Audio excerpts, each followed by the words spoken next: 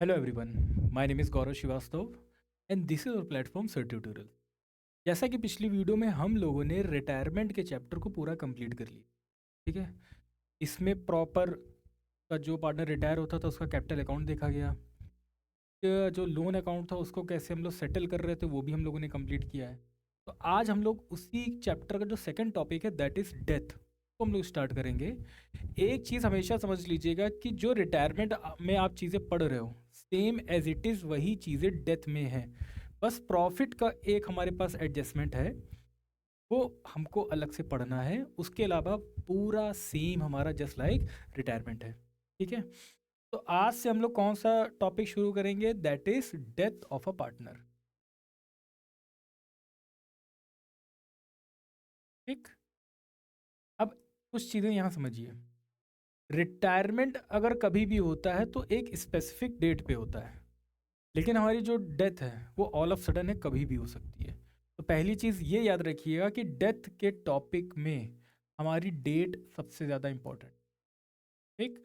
Retirement के chapter में मैंने आपको ऐसा कुछ नहीं बताया, लेकिन डेथ के चैप्टर में आपको ये चीज़ याद रखनी है कि इसमें डेट का बहुत ज़्यादा रोल है। यहाँ तक बात क्लियर है। मैंने बताया कि रिटायरमेंट की सारी चीज़ें आपकी सेम है, बस प्रॉफिट का हमारे पास कुछ एडजस्टमेंट है। तो देखते हैं भाई क्या है प्रॉफिट का। देखिए इसका जो एडजस्टमेंट है ये दो तरह से है। क्या है सर? दो तरीके से। जैसे मान लीजिए ए बी सी तीन पार्टनर हैं, ठीक, और सी की डेथ हो जाती है। तो ए और बी ने सी की डेथ के बाद अपना प्रॉफिट शेयरिंग रेशियो चेंज नहीं किया। ठीक। सेकेंड कंडीशन यही सेम थी कि ए बी सी पार्टनर थे और सी की डेथ हो गई। तो सी के जाने पर, सी की डेथ पर ए और बी ने अपना प्रॉफिट शेयरिंग रेशियो चेंज कर लिया। ये दो कंडीशन बनी। पहले में जो पार्टनर बच रहे हैं उन्होंने प्रॉफिट शेयरिंग रेशियो चेंज नहीं किया, दूसरे में चेंज कर रहे हैं। क्लियर है। अब जो पार्टनर जिसकी भी डेथ हुई है उसको जितने दिन वो हमारे बिजनेस में अलाइव रहा है, जितने दिन उसने हमारे बिजनेस में काम किया है, जिंदा रहा है, उतने दिन का उसको प्रॉफिट का शेयर दिया जाएगा। आ रही बात समझ में? उसके लिए हम क्या करते हैं, जर्नल एंट्री को पास करते हैं। तो जर्नल एंट्री कैसे पास होगी वो यहाँ पे देखिए। सबसे पहली चीज़ हमने बताई कि when continuing partner do not change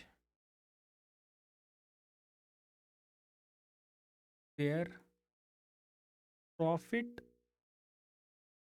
sharing ratio, ठीक है। और दूसरा है कि when continuing partner changed their profit sharing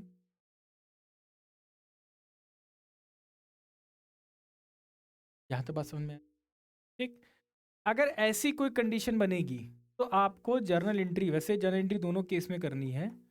अगर पहली कंडीशन बन रही है कि जो पार्टनर अभी बच गए हैं उन्होंने अपना प्रॉफिट शेयरिंग रेशियो चेंज नहीं किया है, ठीक, तो आपको एंट्री करनी है profit and loss suspense account debit to deceased, मतलब जिस पार्टनर की डेथ हुई, डिसीज्ड पार्टनर्स कैपिटल अकाउंट, ऐसे करके जर्नल एंट्री। यहाँ तो बात समझ में आ रही है? ठीक है। अगर मान लीजिए पार्टनर जो बच गए उन्होंने अपना प्रॉफिट शेयरिंग रेशियो चेंज कर लिया, ठीक, सी की डेथ के बाद, तो यहाँ पे जो जर्नल एंट्री होगी वो होगी आपकी gaining partners capital account debit to deceased partners capital. बात समझ में आ? मैं कह रहा हूँ कि मान लीजिए किसी पार्टनर की डेथ होती है, उसके जाने पे जो पार्टनर बच रहे हैं उन्होंने अपना प्रॉफिट शेयरिंग रेशियो चेंज नहीं किया है, तो आपको जनरल एंट्री कुछ ऐसे पास करनी, ठीक। और किसी के जाने पे उन्होंने अपना प्रॉफिट शेयरिंग रेशियो चेंज कर लिया तो आपको जनरल एंट्री ऐसे पास करनी है, आपको गेनिंग टू सेक्रीफाइसिंग एंट्री पास करनी होगी। यहाँ तो बात समझ में आ गई है। हम सीधे क्वेश्चन पे आते हैं, वहीं पे आपको बताते हैं कैसे सॉल्व करना है। ठीक है। प्रॉफिट का हिस्सा निकालना है, उसके लिए भी दो हमारे पास कॉन्सेप्ट हैं, पहला है टाइम बेसिस और दूसरा है सेल्स बेसिस। वो मैं डायरेक्ट आपको क्वेश्चन में ही समझाता हूँ। खैर, यहाँ क्वेश्चन क्या आ रहा है कि ए बी सी हमारे पास 3 पार्टनर है। ठीक है, हमारे पास ए बी सी 3 पार्टनर है और कोई रेशियो के बारे में जानकारी नहीं दे रहा है ना। B share of profit from the closure of the last accounting year till the date of death was to be calculated on the basis of 2 years, on the basis of average of 3 completed years, sorry, okay, of the average of 3 completed years of profit before death. ठीक है। Profit for the year ending 31 March 2021 22 40 50, ये बाद में समझे, पहले question समझिए क्या कह रहा है। क्वेश्चन कह रहा है ए बी सी पार्टनर है और यहाँ पे कोई भी रेशियो के बारे में जानकारी नहीं है। In the absence of partnership deed, पहली क्लास में बताया था कि अगर कोई भी इंफॉर्मेशन नहीं है तो प्रॉफिट शेयरिंग रेशियो हमेशा इक्वल होता है। ठीक है, तो यहाँ पे अगर हम ए बी सी की बात करें, अगर हम यहाँ पे ए बी सी की बात करें तो प्रॉफिट, यहाँ तो बात समझ में। फिर क्वेश्चन कह रहा है किसकी डेथ हो गई है भाई। ठीक, तो डेथ किसकी हुई, बी की। और मैंने बताया है कि डेथ किसी की होगी तो का डेट हमेशा लिख लीजिएगा, बहुत इंपॉर्टेंट है, दैट इज 31।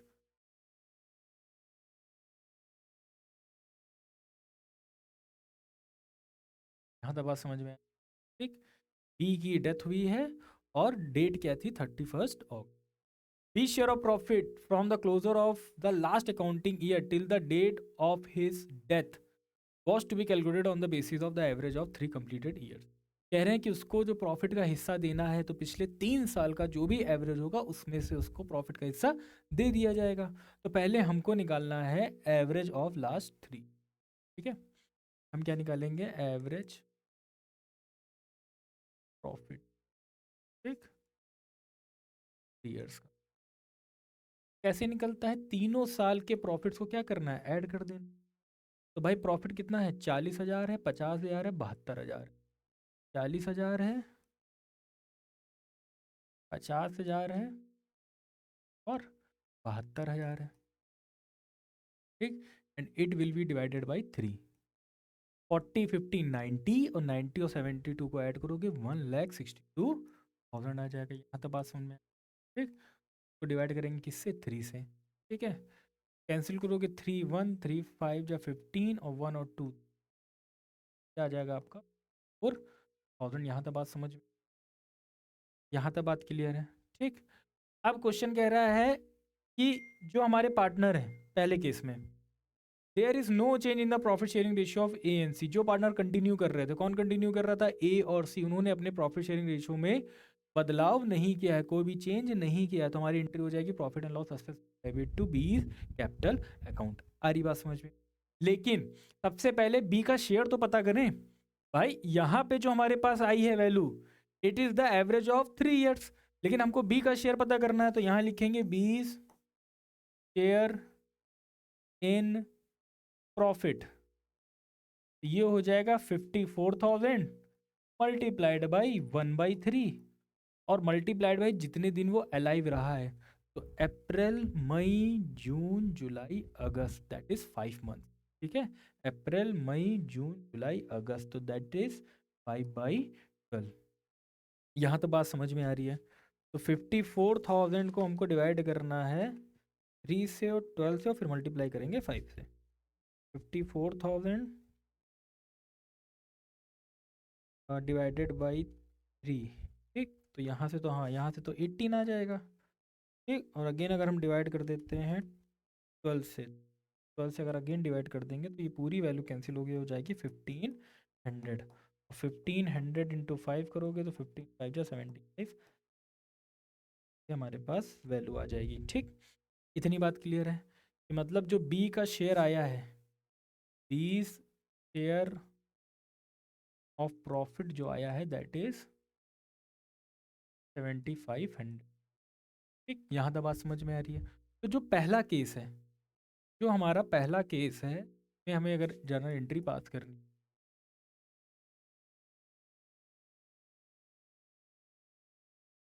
ठीक है, दिस केस 1 हो जाएगी profit and loss suspense account debit to these capital, ठीक। और अमाउंट कितना है 7,500, जो अभी हम लोगों ने कैलकुलेट। आई होप कि आपको यहाँ तक बात समझ में, ठीक। हमेशा याद रखिए कि जर्नल एंट्री में जो पार्टनर क्रेडिट होता है उसको हमेशा पैसे रिसीव होते हैं। तो यहाँ पे बी को पैसे रिसीव हो रहा है, उसके कैपिटल अकाउंट में हम लोग को मेंशन करना। अब बारी आती है सेकंड केस की। अब बारी आती है किसकी, हमारी सेकंड केस की। सेकंड केस में सबसे पहले तो ए बी सी का ओल्ड रेशियो लिख लो, 1:1:1, ठीक। और बी की डेथ हुई है, यहाँ तक बात समझ में आई। फिर बी के जाने पर, बी के जाने पर there is a change in the profit sharing ratio of A and C. New ratio क्या है, दैट इज 7:5। कह रहे हैं कि बी के जाने पे ए और सी ने अपना रेशियो बदल लिया, और कितना बदल लिया, 7:5, ठीक। तो ये हो जाएगा 7:5, 7 रेशियो का न्यू रेशियो, बात समझ में आया? तो अगर किसी की डेथ होती है और उसके बाद जो पार्टनर कंटिन्यू कर रहे हैं और अगर वो प्रॉफिट शेयरिंग रेशियो चेंज करते हैं तो जर्नल एंट्री पास होगी गेनिंग टू सेक्रीफाइस, ठीक है। तो यहाँ पे पहले ए के लिए पता करते हैं। अच्छा, गेनिंग रेशियो का फॉर्मूला सबको बस, एक बहुत बार बता चुके हैं। तो अगर हम ए की बात करें तो ए का न्यू रेशियो दैट इज 7/12, और इसको माइनस करना है ओल्ड रेशियो 1, 12 एलसीएम हो जाएगा, ये हो जाएगा 7 - 4, है ना। ये हो जाएगा 3/12, ठीक है। उसके बाद अगर सी की बात करें, सी का रेशियो है 5/12, माइनस अगेन करेंगे 1/3 से 12, 5 - 4 दैट इज 1/12। अगर हम गेनिंग रेशियो की बात कर लें गेनिंग रेशियो की ए और सी की, 12 और 12 कैंसिल हो जाएगा यहाँ से, तो ये हो जाएगा 3:1, ठीक। यहाँ तक बात समझ में आ रही है? मतलब जो 7,500 रुपये बी को मिलने हैं वो 3:1 में डिवाइड हो जाएंगे, किसमें, ए और सी में। ए और सी पैसे मिला के किसको पे करेंगे, बी को, ठीक। कंपनसेट कर देंगे जो इनको फ़ायदा हुआ है। यहाँ एंट्री हो जाएगी as capital account debit, C's capital account debit to B's capital account. अब बी को तो कितने पैसे मिलने हैं, 7,500, लेकिन ये डिवाइड हो जाएंगे किस रेशियो में, गेनिंग रेशियो में, दैट इज 3:1, दैट इज 3:1। तो इसको डिवाइड करोगे 4 से तो आएगा 1875, ठीक। सी का आ जाएगा, और जैसे 3 से मल्टीप्लाई करोगे 5625, यही हमारा क्या हो गया, आंसर हो गया, ठीक। आई होप कि आपको इतनी बात समझ में आ रही है। क्वेश्चन कह रहा है कि 3 पार्टनर हैं ए बी सी, और बी की डेथ हो गई है, और बी की डेथ होने के बाद रेशियो इन्होंने चेंज कर लिया, ठीक। कौन से, सेकंड केस में। तो जब भी सेकंड केस में रेशियो चेंज होगा तो हमेशा एंट्री गेनिंग टू सेक्रीफाइसिंग, ठीक है। चलिए एक क्वेश्चन और देख लेते हैं। क्वेश्चन कह रहा है कि हरी, मोहन और सोहन 3 पार्टनर हैं और रेशियो क्या है, 2:1।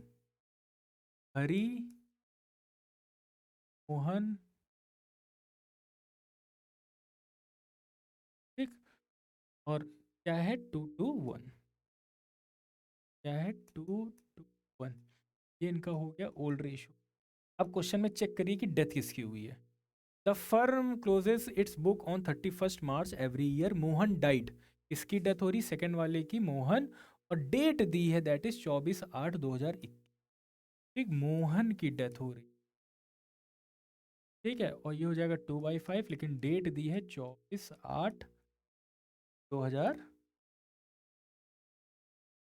पहले हम लोग एक काम करेंगे, देखिए यहाँ पे, देखिए डेथ क्या है, कभी भी हो सकती है, मंथ के बीच में किसी भी डेट पे हो सकती है। मंथ की बीच की अगर डेट है तो सबसे पहले आपको नंबर ऑफ अलाइव डेज निकालने हैं, नॉट मंथ्स। क्या निकालना है, नंबर ऑफ अलाइव डेज। कैसे निकलेंगे भाई, देख लेते हैं। अगर हम मोहन की बात करते हैं, और मोहन, नंबर ऑफ अलाइव, एक टाइमलाइन बना लो भाई। टाइमलाइन कहाँ से शुरू हुई होगी, 1 अप्रैल से, ठीक। फिर आएगा 1 मई, फिर 1 जुलाई, ठीक, फिर 1 सितंबर नहीं आया होगा, फिर आया होगा 24 के बाद से हमारा आगे नहीं चलेगा। उसी दिन हमारी जो मोहन थे उनकी डेथ हो गई। खैर, अप्रैल में कितने डेज होते हैं? तो जनवरी, फरवरी, मार्च, अप्रैल, दैट इज 30 डेज। मई से जून में आ जाओगे 31 दिन हो जाएंगे। जून से जुलाई में आ जाओगे 30 दिन हो जाएंगे। जुलाई से अगस्त में आओगे 31 दिन हो जाएंगे। और अगस्त से इसमें आओगे 24 अगस्त तक, तो 24 दिन है। यहाँ तो बात समझ में इनको ऐड कर लो। 30 और 30 60, अब इसको 30 मान के चले, अगर 30 60 90 120, ठीक। 120 में 20 ऐड करोगे तो आएगा 140, 144, 145 और 140, ठीक। तो नंबर ऑफ डेज कितने आ गए? Number of life days 140। I hope कि आपको यहाँ तक बात समझ में आ गई होगी। जो मोहन है वो हमारी फर्म में, हमारे बिजनेस में 146 दिन जिंदा थे और उतने दिन उन्होंने काम किया, ठीक। अब आगे क्वेश्चन में आ जाओ भाई। On Mohan's death the goodwill of the firm was valued, very good है। जो गुडविल की जो वैल्यू है वो गिवन है क्वेश्चन में 75,000, ठीक। तो बहुत अच्छी बात है क्योंकि हमको इसमें कैलकुलेट नहीं करना है वैल्यूड गुडविल, ठीक। अच्छा, एक चीज़ और, वैल्यूड गुडविल का ट्रीटमेंट वही है जो भाई चैप्टर 2 और 3 और 4 में पढ़े थे, ठीक। गेन इनटू सैक्रिफाइसिंग, इसमें ज़्यादा दिमाग नहीं लगाना। The partnership deed provided that on the death of a partner his share in profits of the firm in the year of his death will be calculated on the basis of last year profit। कह रहे हैं इनको जो भी पैसा मिलेगा आखिरी साल के प्रॉफिट के हिसाब से मिलेगा, ठीक है। The profit of the firm for the year ended 31/3/2021 was 2 lakh, 2 lakh पे मिलेगा, ठीक है। Calculate Mohan share of profit till the time of his death and pass necessary journal entry, ठीक है। अच्छा, क्वेश्चन में ये कहीं नहीं बताया है कि इन्होंने जो पार्टनर बच रहे हैं उन्होंने प्रॉफिट शेयरिंग रेशियो चेंज किया है। तो अगर ऐसी कोई भी इंफॉर्मेशन नहीं है तो मतलब सस्पेंस से एंट्री पास होगी, मतलब profit and loss suspense account debit to Mohan's capital account, क्योंकि प्रॉफिट शेयरिंग रेशियो चेंज नहीं हुआ है। आ रही बात समझ में, ठीक है। तो यहाँ पे और कोई इंफॉर्मेशन नहीं है, तो न्यू रेशियो अगर हम निकालना चाहें, ठीक है, क्या लिख लेते हैं? हरि और सोहन का, अगर हरि और सोहन की बात करें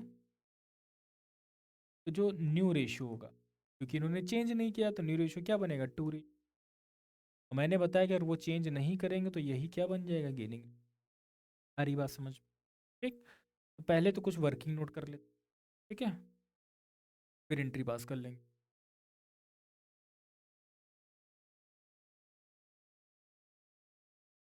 पहले देखते हैं,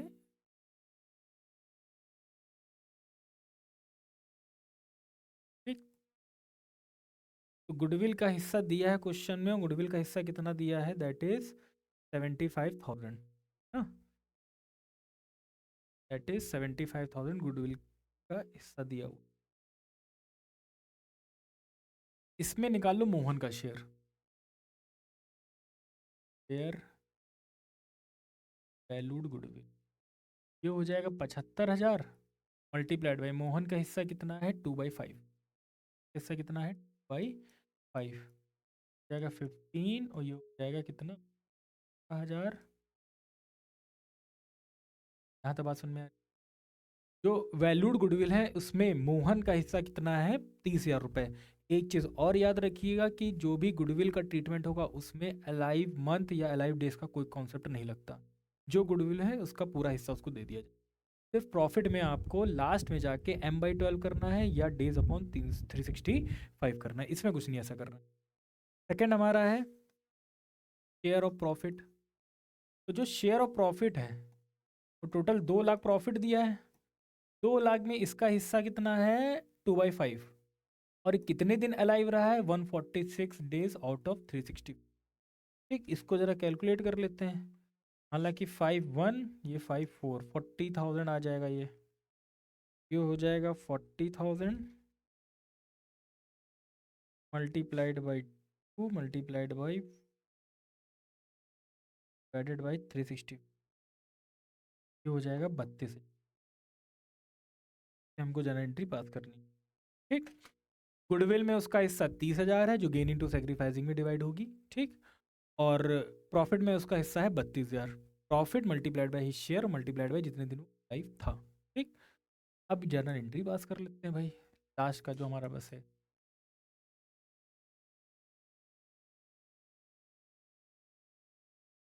पहली एंट्री हमारी होगी गुडविल की, ठीक है।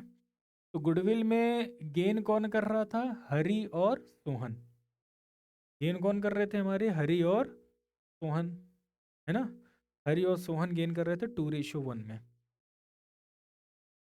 हरी हो जाएगी हमारी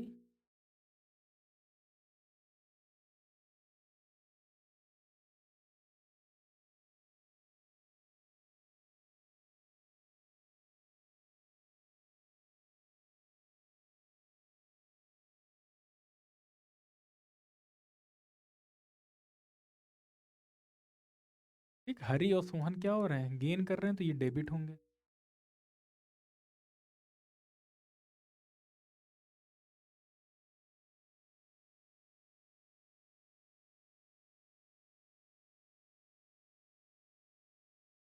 अब गुडविल में इनका हिस्सा कितना है भाई? 7,500, नहीं 30,000 हिस्सा है। कितना हिस्सा है? 30,000। और 30,000 को डिवाइड करना है gaining ratio, that is 2:1। Gaining ratio हमारा यहाँ पे क्या आया है? दैट इज 2:1, ठीक। और गुडविल का हिस्सा कितना था? 30,000। गुडविल का हिस्सा कितना था? तो 2:1 में डिवाइड करोगे तो मतलब 20,000 रुपये हरी पे करेंगे इनको, 10,000 रुपये पे करेंगे हंसो।